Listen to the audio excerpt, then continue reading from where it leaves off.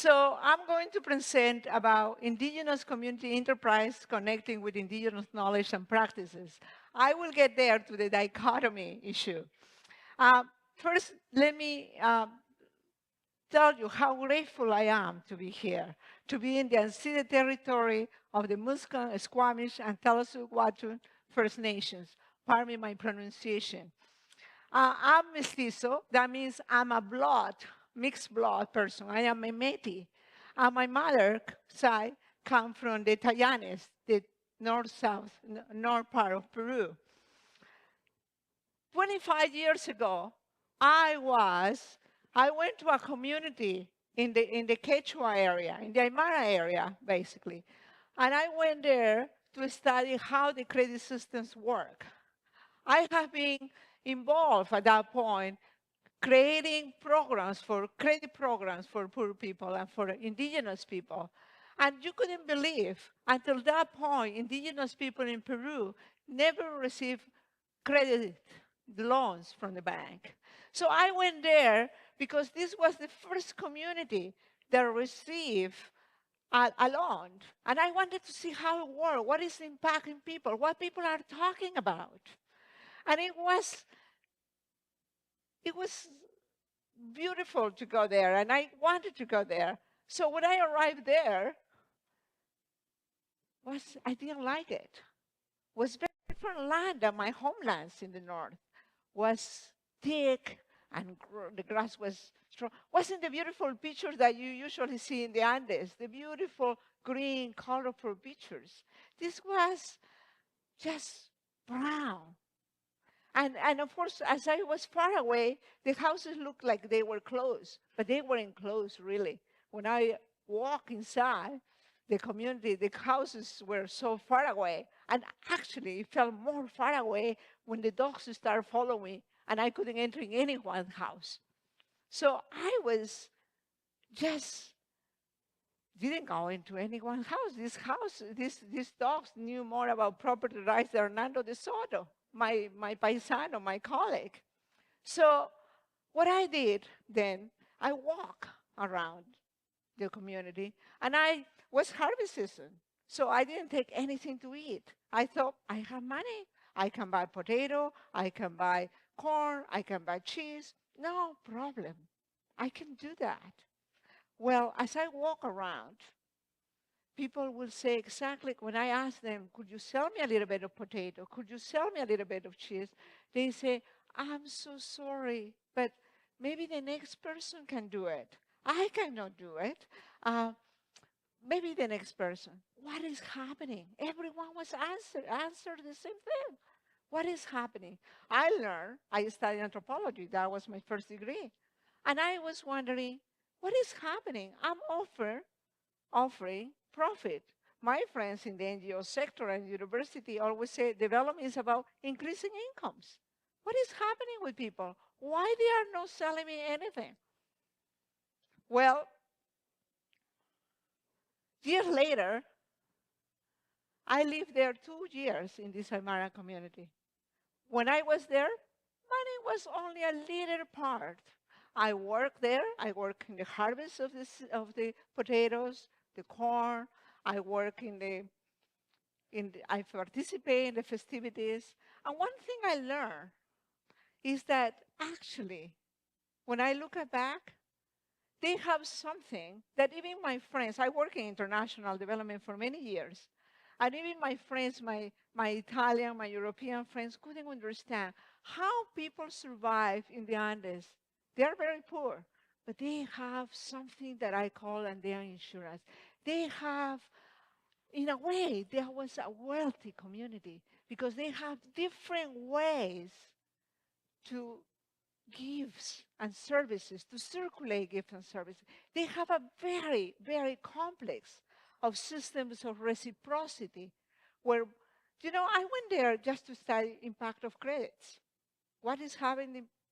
But actually, I learned that the credit was only a tiny, tiny thing of their economic life.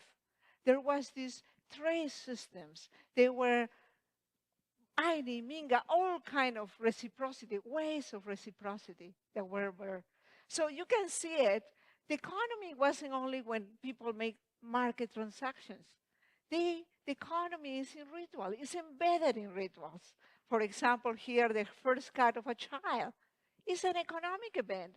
It takes a village, is what we say, right? It takes a village to raise a child. And that was absolutely true. It takes a village. The whole village was cutting a little piece of the baby, of the little boy, and everyone was putting some money, putting some animals, putting some assets. Same thing when people got married. Everyone was a business of everyone's. So when I went to Acaca, I went as a mestiza, and I was educated in the university. I came to Acaca with a kind of a lot of outsiders, like a lot of outsiders, with a kind of mainstream ideas about economic development. My mom is from the north, is a Tayane, but she was very nervous about me going back to rural communities. So I got educated, I got interested in poverty alleviation. But really, I came with this mainstream. So Akaka was very profound for me. I learned a lot in those 2 years I lived there.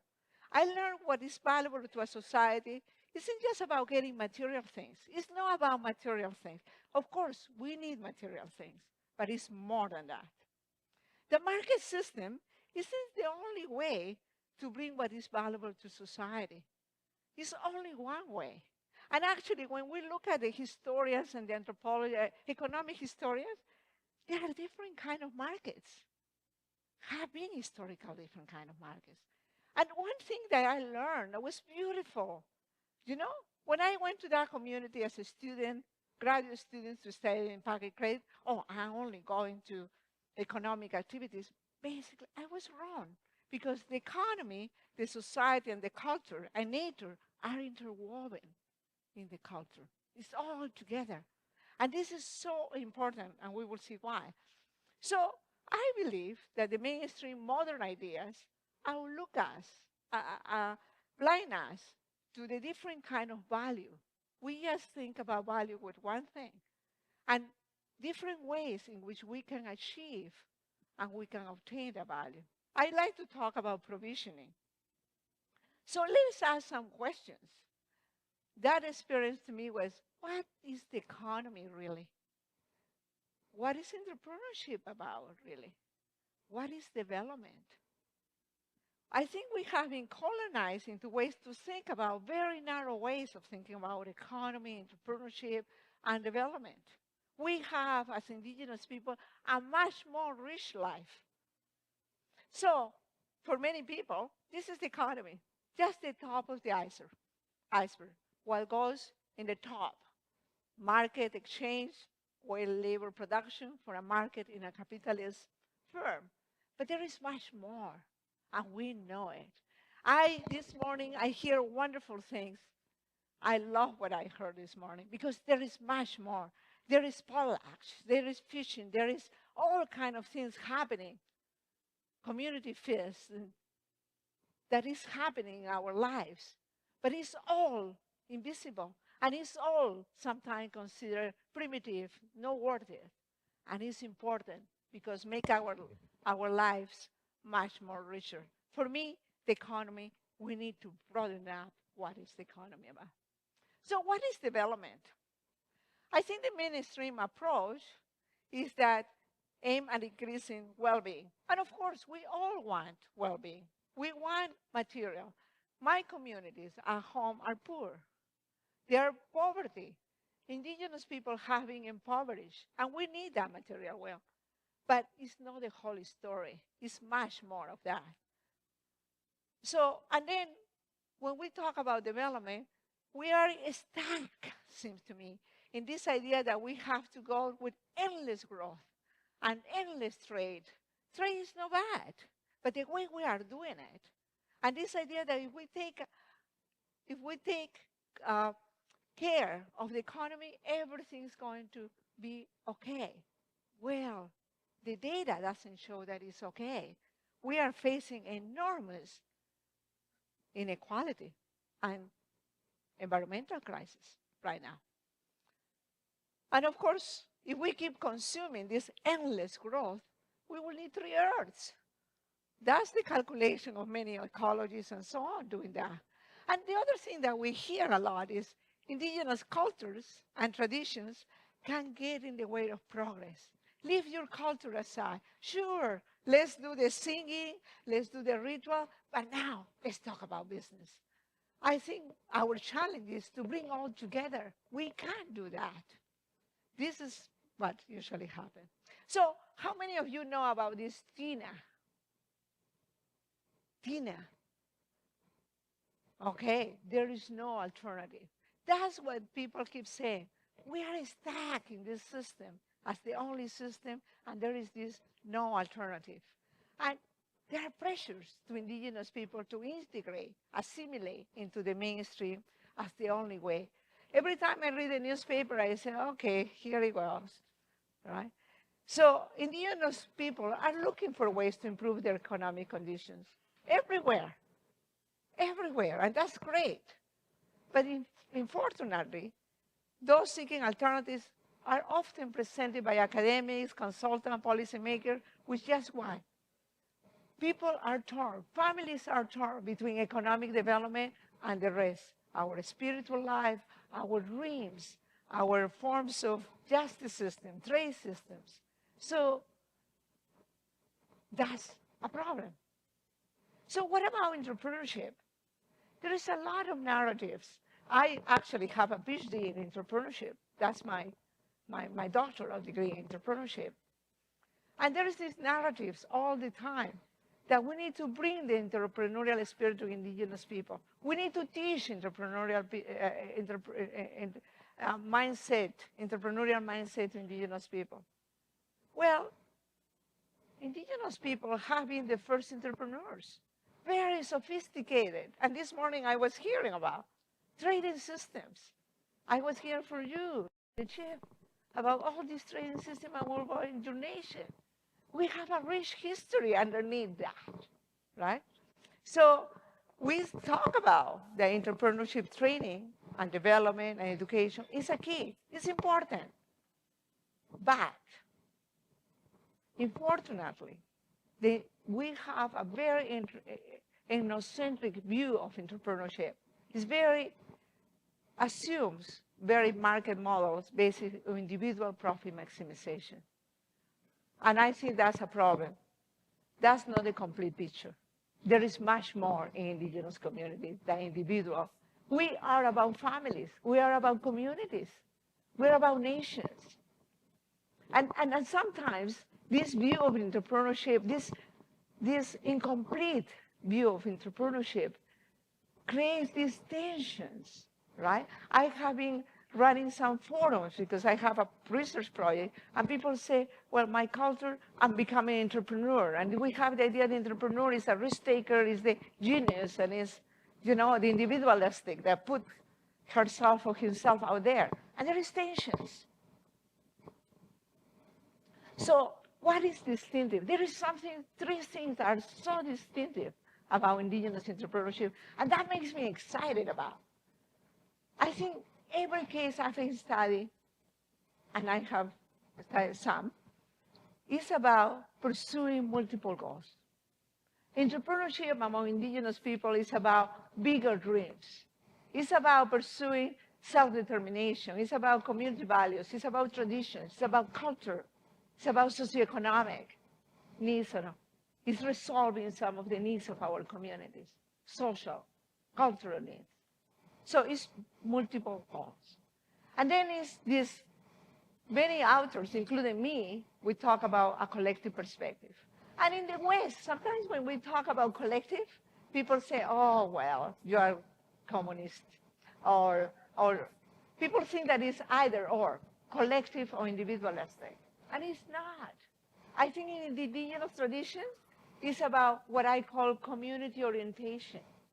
We see ourselves as part of our organism. If the organism is sick, we are sick. And we are part of that. So it's this beautiful interplay between individual and collective. So one thing that we have that is beautiful is the sacred, the notion of sacred and our sacred and spiritual relationships with the land and other beings. In my culture, and what I learned also living in Aymara community, we have a kinship relationship with other beings. We reciprocate with the Mother Earth. We say thank you for its fruits. We have our brothers, the mountains. So that's important. And of course, the kind of entrepreneurship that indigenous people have is holistic. And I'm here to say, don't abandon that. Please don't. So let me give you some examples. And I know that there are different contexts. I come from a context of extreme poverty. Right? But the Quechua people are taking control over their own lives. And that's what the story I have been working for many years, the story of hope. What communities are doing, how they are taking control over their own lives. And I think there are some lessons. There are differences, but there are some lessons. So here is a community. Many communities, not only this community, are having terrible times. Environmental degradation, they are facing a number, in some cases, political persecutions. In some cases, social problems always, right? But this community, for example, they face environmental degradation. Their land, they cannot do much for the land. So they create a market. They are 4,500 meters above sea level. But there are other communities that are higher. And they are creating a market. And people come and buy and sell. But with they are doing as a community. They are in their magic canoe. And they are doing as a community. And with that, they are creating all this litter. You can see pharmacy here, social development. They are creating their infrastructure that is not there. And it's not about just the community. They are creating opportunities for people there to have their own businesses. So it's complementary. And I know it's different. This is not what we want for our communities here, perhaps. But let's think about the lessons. People taking control over their own lives to create social development for their communities. And it's complementary. And there is another one here, a bigger community involved in industrial development. They own their own community mining. They have their own livestock. They have their solar. They have a factory. And you can see the chief here. They have a number of different businesses, lots of different businesses. And they do this unite by a vision. Someone this morning was talking about the canoe. Everyone have a place there. Everyone moves with one vision. And you can see here, lots of activities, many decentralized, but they are all moving in the same direction. And there are challenges. There are internal pressures from young business. Many of these communities actually have done very well. And they are creating scholarships for the young people. The young people go and they go on to study business. They are excited about their businesses. And they go to the regional university. And guess what? In the university, they are told, what you are guys doing? These are no business. Multiple goals. What is that? You should just focus on economic development, and the rest will come. So they start questioning in their communities, in the assemblies, they start questioning the multiple goals, the social goals, the political goals, the spiritual goals. And also management. Many people say we should bring MBAs here. And MBAs, I have seen it. I have seen it in many communities. No indigenous MBA going there, and they don't know what to do with culture, spiritual rituals, and everything embedded. And I know, and I'm very delighted to hear this morning that there are many indigenous people now studying business, teaching business, and I'm delighted to know that because we need that, our own ways. And there is the balance between families and communities. It's not easy. we need to be sure in these community enterprises that we pay attention to community needs, but also to individual family needs, individuals. So it's different balances. And there is, of course, the balance between environment, economics, and other different goals. And there are external pressures, of course, and many. Competition. We have cheap products coming from everywhere, we know that. That's a big global competition area. And governments. Governments don't understand this. Governments are, at least I told you in Peru, they want the big multinationals to come. For them, these community enterprises, indigenous community enterprises, are worth nothing. They want the big, and the multinationals, the MC, the mining, they don't like the communities owning mining. They want to take it all for themselves. So worldwide, indigenous people, there are different contexts, but everywhere, and this is something so important, everywhere they are reactivating, reconnecting with indigenous knowledge and practices that typically have been suppressed. So it's time for indigenous people to reconnect, to get back all our traditional system of trade. And this is not only in Peru, it's happening in the Maya communities. I have friends in the Maya communities, and they are saying, we engage in Café Justicia, Justice Coffee, fair trade, but we are doing it for our community, for our nation. We are doing it because we want to avoid genocide. We want to have a presence in this country that have been killing us as indigenous people. And it's happening in Canada. The Haida says the goal of the corporation is the economic, social, cultural, and environmental well-being of the Haida people. And you have here Suk, solar power, right? Moving into that. So the rubber is hitting the road. And I think the indigenous traditions, indigenous knowledge is for everyone. It's not only for indigenous people. In the last weeks, we have seen climate strike. We have seen people saying, young people, children, talking about our earth matters. Planet over profit. The climate change is changing. Why aren't we? And why aren't we? Indigenous people are at the forefront. They are saying, let's look at our elders. Let's look at our spiritual teaching, our traditional teachings. So I believe that indigenous people learnings and teachings are so important for everyone. And one of the challenges, and I study economy and so on, one of the challenges is how we understand the economy in a different way. And, for many, the economy is just there. But for indigenous people, it's about community. It's about including ancestors and descendants. It's about culture. It's about tradition. It's about the land. It's about the skies, the plants.